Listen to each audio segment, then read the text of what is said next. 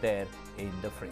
Well, let's now shift focus from West Bengal to Assam, which also goes to polls in the first phase of elections. We've got Yogesh Sheetal joining us, giving us more updates. Yogesh, purely looking at the way Assam plays out this particular elections, how would you look at the first phase of elections, especially those 47 seats? Do you see a keen contest here? Because this is Upper Assam, and Upper Assam is generally the BJP stronghold.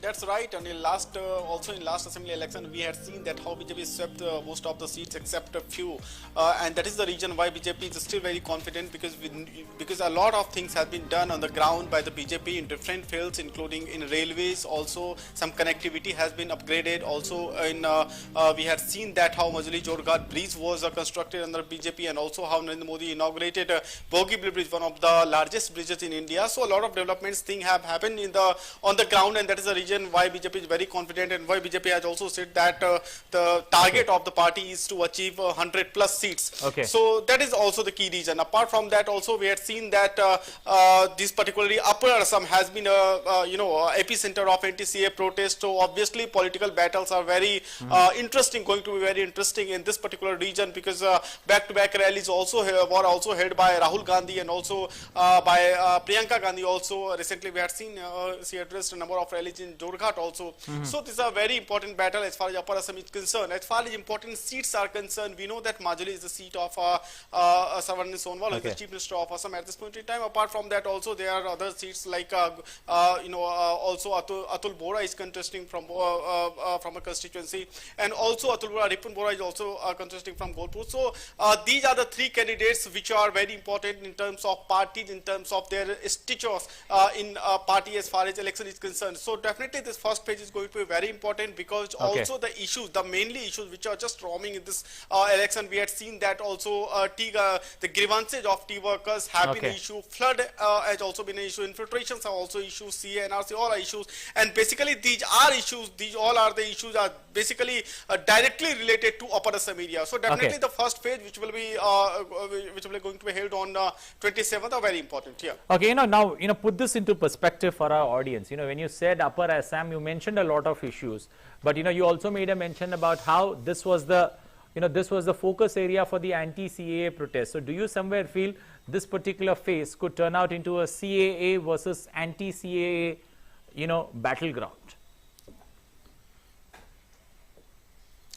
See, Anil, this is, I think, very tricky question, because we had seen that BJP has not mentioned CAA in the election manifesto. That is very important thing. But when JP Nadda was addressing a press conference for releasing a manifesto, he was responding to a question when a journalist asked a question that what about CAA. Then he said that the law has been passed by the parliament, and after a certain time the spirit and the way the parliament has been passed, that will be happen. So CAA, and also Narendra Singh Tomar, when he was addressing a press conference, he had said that CA is not going to play any role in this election.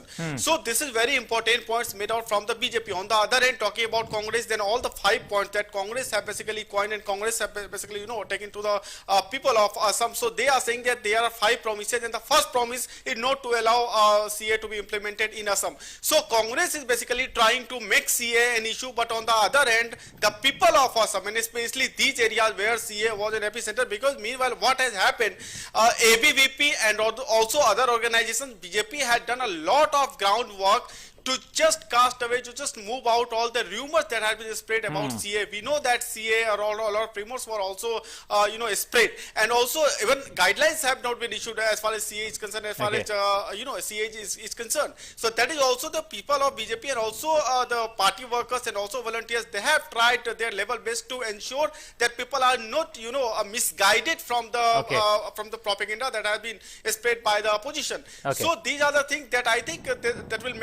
that will make some impact also. Okay, now coming back to that first phase of voting, 47 seats, but purely when you look in terms of, numbers of the year gone by, you look at 2016, there were close to 10 seats where the margin of victory was less than 5,000.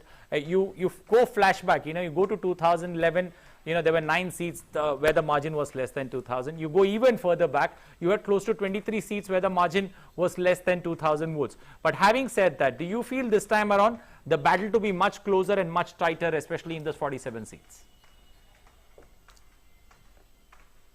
See, there's no doubt that battle is going to be very interesting, very closer, because of the way that campaigning has been held in this particular region. Okay. Apart from that, what we had seen recently, it is not what my observation, because I have visited almost all the 12 districts which are going to be, cast their votes on the first phase. Okay. So just talking one by one, just coming from north side, from Tinsukia and then Debrugad, then Majuli, then also other region like Dhemaji and then Jorghat, then Golaghat. These are the areas. Just talking one by one. Okay. See, the main concern of these areas were that the grievances of tea workers. PM already had said that 1,000 crore rupees already has been granted for the betterment of tea workers. So that is also a thing. And apart from that, also medical college has been set up. And I already told you that bridges and infrastructure projects had get a lead and also get a very much needed push in this region. Because earlier we had seen that area was basically severely affected by infiltrators, and a lot of violence was reported on a daily basis. Now the thing is, more than 2,000 tourists have surrendered before the authorities. So these are the things that will definitely has created a big window, a breather for the party, for the BJP, because in the center and also in the state, if I was talking in the terms of Narendra Modi, two-engine governments had definitely delivered a lot in terms of multi-dimensional issues, and that is the reason why BJP is very confident. I cannot predict, no one can predict what is going to happen, but the sense of the people, what I can share is that CA is not going to play any decisive role. Obviously, Okay. This thing will play some role. All the issues play a certain role, but these are not going to play a decisive role as far as Assam election, this upcoming election is concerned. Okay, now also put one final word before I let you go, especially when you look at these numbers, from these particular state. Last time around, in 2016, when you purely look at numbers, there were 5 constituencies in this 47 seats that go to poll, where Nota or, none of the above polled more votes than the winning margin. This time around, do you see, that particular trend being changed this time around with the candidates in the fray? That's a very important question, Anil. See, we have seen that recently also in last election around 1,80,000 votes were casted or given to Nota, and also there are 10 constituencies, the top 10 constituencies, and out of 10 constituencies, some constituencies are in the first phase. The most important constituency is Dumduma, where the Nota margin was almost equal to the margin of a winner and loser. Basically, the equal margin was there. So Nota has been a concern. You have also rightly, a very important question, in fact, you have raised that. In this time, we have to say that how people react to the leaders, because there is no new issue. CA is the only issue which is new. Otherwise, just to take rest of the issues, then infiltrator was the issue previously 2016, and we have seen that in 2016, after 2016, a lot have been done, and also BJP in the center, because BJP was in the center in 2014, and most of the agreements we know that there is a 3-list, union list and state list, and then concurrent list. So basically, these issues which were settled in the center, from the center. So BJP has a good impression in all the regions, particularly in this region, as far as infiltration, as far as peace is concerned. And that is why also when Amit Shah was addressing a rally, he highlighted 5 points, that is culture, peace, prosperity, and also security and safety and self-esteem. So 5 points basically, in total 5 points were raised, and that is what your question is basically. So this is, in fact, this is a thing as far as Nota is concerned, but the way developments has been launched in this particular region. So I think we can